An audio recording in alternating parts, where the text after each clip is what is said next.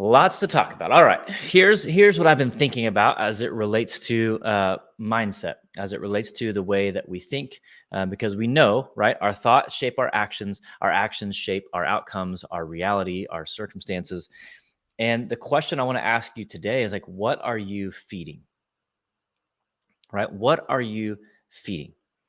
Are you feeding good thoughts? Or are you feeding bad thoughts? Are you feeding positive thoughts? Or are you feeding negative thoughts? Are you feeding healthy thoughts? Or are you feeding unhealthy thoughts? What are you feeding? Because what grows is what you feed. All right, there's this old Cherokee legend, and you guys have probably heard this. It's fairly common, fairly popular. And this grandpa is talking to his grandson about, we have two wolves inside of us. One is a positive wolf, and it's helpful, it's beneficial, it's positive, and the other is a negative wolf, and it wants to tear us down. It's negative, it's unhelpful, it's fearful. And both wolves are trying to gain control over us, right? Both the positive wolf and the negative wolf are trying to take control, to gain control over you. And so the little boy asked his grandpa, I said, well, which one wins, grandpa? Like when it's all over, like which one wins? And grandpa said, the one that you feed. And so the question for us, like, which part of our mind are we feeding? Because we have a positive side of our mindset and a negative side of our mindset. We have positive thoughts, healthy thoughts, uplifting thoughts, truthful thoughts. And then we have negative thoughts and lies and fears and insecurity and anxieties. The question is, what are you feeding? Because what you feed is what will grow, and what will grow is what you will become. If you are feeding the negative side of your mindset, if you're feeding all the negative thoughts, that's what's going to continue to grow and flourish. We talked about last week. This is what's going to cultivate inside of you. And what's inside of you is what's going to come out of you. Right? If there's negativity and fear and insecurities and worry and doubt, if those things are all growing, not just being inside of you, because we're human, right? We all have those things inside of us. It's a very natural thing. But there's a difference between those things being inside of you and growing inside of you. And when those things start to grow inside of you, that's what comes out of you. And so the same is true if what's growing is positive and truthful and helpful and beneficial and full of belief and confidence. What are you feeding? For a lot of us, what we tend to do is like we chase our excuses instead of our purpose, right? We say we're going to get better at this, but we're going to go this way because, it got hard and I just got busy and, I just wasn't sure I was ready for it. And, what just wasn't the perfect time. It's like, well, that's the result of feeding the negative, because when you feed the negative, you make excuses. When you feed the positive side of your mindset, you still make those commitments. You still say, like, I want to get better at this. And those fears and doubts and insecurities, they're there, but you've been feeding and nurturing and cultivating the positive side of your mindset. And so that's what's growing. Because I know it's going to be hard. Like, we'll get through this. We'll figure it out. I know it may not be the perfect time, but there is no perfect time. The only time we have is today. So let's go ahead and take that step. Yeah, well, I may not have what it takes, but I'm going to find out. I might fail, but that's okay. I'm going to at least go for it. I'll never know if I don't go for it. So when you've been feeding those positive thoughts and you've been feeding the confidence, that's what's going to grow inside of you, and that's what's going to come out of you. And so I think taking stock of our reality, right? Look at your relationships, look at your influence, look at your productivity, look at your level of peace. Those things are your indicator, right? Those things are revealing to you what you've been feeding. If everything for you is difficult, if you're constantly finding yourself in struggle in relationships, in focus, in productivity, in influence, in growth, it might be because you're feeding the negative thoughts. It might be because you're cultivating and growing inside of you insecurities and fears and doubts. You're not feeding the truth. You're not feeding hope. You're not feeding belief. You're not feeding confidence, which means you're not actually giving yourself a chance. And again, this doesn't mean everything in life always works out. I read a study recently. I think it was out of Penn State. It was some psychologists and mental health professionals looking at anxiety disorders. And what was really fascinating is they found in this group that they tracked that the people who worry, only 8% of their worries actually came true. Only 8% of their worries actually came true, which means that 92% of what people worried about never came true.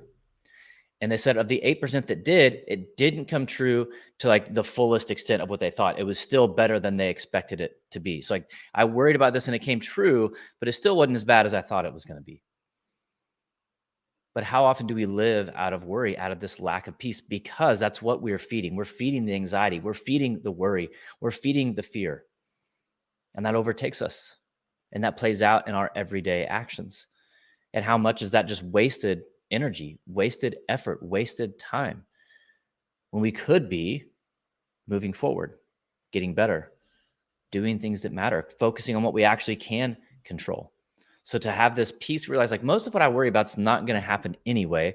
So how do I feed the good? How do I feed the positive? How do I feed the hopeful? How do I feed the focus and say, this is what I can control. I'm just going to focus on that. Because the only thing I know to do is what I can actually impact, what I can influence, what I can control. If I can't control it, I don't need to worry about it. So think about the way that you start your day. We talk often about mornings. Think about the way that you think before you go into maybe a big meeting, or if you're an athlete, before a big performance, or if you're a salesperson, before you're about to try to go close that big deal. Maybe think about how you go into a hard conversation. You're either feeding the negative or feeding the positive, and the way that you show up in those moments is going to determine those outcomes. Or if you walk into those moments with negativity, with fear, with worry, with anxiety, you cannot be at your best. But when you can walk in with hope and confidence and preparation and truth and belief, you can walk in saying, you know what? What's going to happen is what's going to happen. Regardless, I'm going to bring my best. I'm going to give myself the best chance possible. I can't control the outcome, but I can control how I show up in the midst of it. The only thing I can really do, if I want to give myself a chance, that means I have to feed the positive. So I think the question for us today, the question for you today, when it comes to your mind, when it comes to your thoughts, what are you feeding? Are you feeding your fears, or are you feeding your purpose? Are you feeding your insecurities, or are you feeding your confidence? Are you feeding the negativity inside of you, or are you feeding the positivity inside of you? If we want to get better on the outside, we have to get better on the inside. And that starts with what we feed. Tracy, any thoughts on that? I do. I want to get really practical here because I actually had a meeting with a lady on Friday who was just really frustrated about her job. She thought she had entered her dream job about a year ago. She was so excited, and she gets there, and a lot of the things that she's being responsible for are not in her, what we would call our 70. So we Yeah. talked about the Yep. 70-30, right? That Yep. you should, well, actually, would you just explain it really quickly? Yeah. So the idea of the 70-30, so you've got natural strengths, you've got natural weaknesses, things that you're naturally good at, things that give you energy, things that if you had your way, you would do these all day long, right? Because they're fun. They're maybe easy, but maybe easy because you do enjoy them. So they may not be as easy as you think. You just enjoy doing it. So it takes away a little bit of the perception of difficulty. But then you have this other side of you. So if you're right-handed, that's your right hand, right? You just naturally show up and do it. But then you also have a left hand. These are things that you have to do in your job. You don't love them. You really wish somebody else would do them. But that would be selfish to just burden somebody else with saying, I don't like this, so you take care of it. So you've got things that take some energy that aren't natural strengths, that take a little more effort from you. And so we would say that when you are at your best, that's a 70-30, 80-20 split, right? Most of your day is spent doing what you're naturally good at, what gives you energy. And then 30% of your day, 20 to 30% is doing things that you just have to do, because we can't avoid those things, right? If you're at 90-10 or 95-5, you're being selfish, right? You're saying, I'm just not good at that, so everybody else deals with it. But if you're at 10-90 or 30-70, well, then you're spending most of your time in things that are draining. So then you get frustrated, you get bitter, you get hopeless, you get burnout because you're busy, but you're not doing anything that you actually enjoy. Mm-hmm. That's right. So this particular lady I was talking to, she's about on that stage of burnout, and I don't want to see her do that because I know she's actually in an area that she loves. And so we were talking through it. And so what I was saying about getting practical is I gave her a piece of paper, a line, right? And I said, write down everything that you're doing right now and put it in one of those categories. Is it those natural energizing things that you love? Is it draining and exhausting? And so she was overwhelmed by that. But then she texted me last night and she said, I didn't want to do that for some reason. And I decided to start putting it down on paper. And it's really helping me get those things out. So I know exactly what I'm doing so that she can eventually go to her manager and say, here's what I feel I'm really good at and that gives me energy. I feel like I'm on the edge of burnout. I'm always willing to do whatever it Yeah. takes to make this place thrive. But I'm just starting to see that I'm doing a lot more things that aren't my natural. And so that's a practical way that you can, if that's a frustration of yours, Yep. get it down on paper and really start thinking about it instead of just complaining. Because I think we tend as people to just complain and complain and Yep. complain and not do anything about it. Absolutely. And a similar, another just practical situation. I've got a client, and there's someone who was working there who was kind of similar, but was frustrated and having some issues with the person they reported to, and very polar opposite personalities. Both great people, like both have integrity, just a clash. And this person, like, I need to have a conversation, but I'm really terrified of how this is going to go. I don't think it's going to go well. I think it's going to blow up in my face. And I was like, well, maybe, but I also know this person, and you know them too. But I know they've been willing to engage in some really hard conversations recently. And that doesn't mean they love them. That doesn't mean it always goes well, but they've been willing to listen and be challenged, and they've had humility in that. So it may not go well, but don't expect the worst. Don't feed into the worry, because if you're feeding into the worry, you're going to get into that meeting and you're going to shrink back. You're going to be terrified, and it's not going to go well. And it's I was like, I don't like to place blame, but it's not going to go well because you're not going to be at your best in that moment. You're not going to give it a chance to go well. So feed, like, believe better about that person. Believe that they do want to get better. They do want things to be better for them and for you.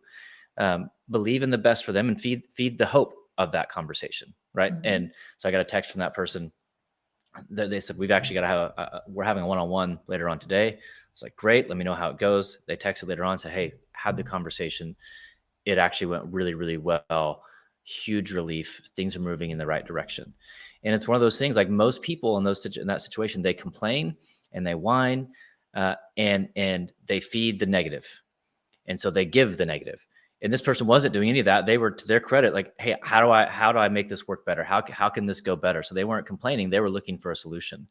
And so I think, again, it's just, we get what we feed. Mhm. And we have to be honest about what we feed. That's true. Yeah, so again, another practical idea is just write things down, read Yep. it over to Yeah. yourself, see if it sounds positive or if it feels negative. Read it out loud to Yeah. somebody, ask their opinion. I mean, record yourself, your face. Are you, All of it. bringing Yeah. people down? All of those practical things that I think it comes down to when you're talking is just intentionality, Hmm. being intentional to go in a different direction. Yep. So, yeah, Yep. that's a good word. Thank you, Kevin. Sure. I don't see any questions coming through, so thanks for those of you who are joining us. If you Stunned have to silence. it's done to sign. I think that's it. Yes, that is very positive of you. No, but if those of you watching ever have a question, mindset question, or something, a scenario that you're trying to work through, feel free to reach out to Yeah. me at tracy.rader@Giant Worldwide. Give me your scenario, your question. I'll Yeah. pass Topic it you on want us to to Kevin. discuss. Yep. We'll talk Yep. about it. Yeah, we'd love that. Real world events going on for you that we can be of help. So thanks, Absolutely. Kevin, as always. Any last word? Feed the good today, right? We get to choose whether or not we have a good day. Feed the That's good. right. Perfect. Thank you. We'll end there. Thanks, everybody. We'll see you next time.